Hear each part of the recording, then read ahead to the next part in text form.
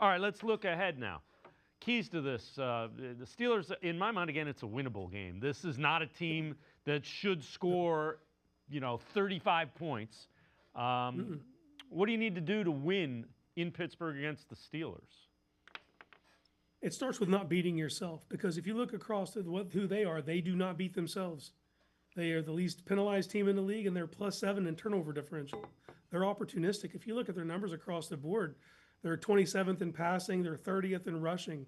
But what do? They don't turn the ball over, and when they get short fields, they capitalize. You can't give them those short fields. They will capitalize, especially at home, and then things start to snowball. So for me, it's just stay with what you did last week. You just have to be more opportunistic. When you get opportunities, you can't be changing 7 for 3. When you get into red zone situations, you have to score touchdowns on this team.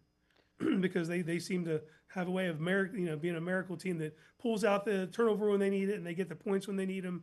But they're not lighting the world on fire between the 20s. They're just very opportunistic. So you just got to deprive them of that. Who needs to step up? If the Browns are going to get a win in Pittsburgh, and then, you get to 2-4, and all right, that's with what you've been through, that's not horrendous. Who needs to step up for them to get a win?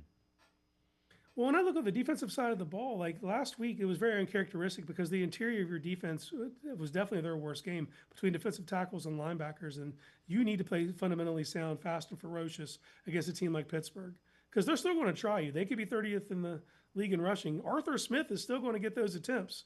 You still got to thwart him at the line. You got to get him in a 3rd and longs. And then Aaron Rodgers, he's going to try to get rid of that ball in less than 2.5. He doesn't take risks at this point in his career. He's not going to hold on to it. But anytime they do and they try to get that big play, you have to capitalize. This is not a good offensive line.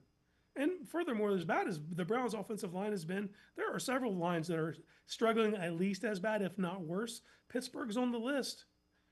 Broderick Jones is struggling over there. He's going to be facing Myles Garrett. Now, we know they'll chip and they'll do the little things.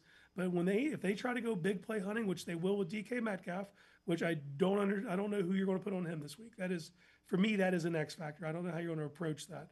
But you have to capitalize when they try to go big game hunting and take them out and get them in and basically force them off the field. They're not going to turn it over. They're happy kicking the ball back to you. Make them do that.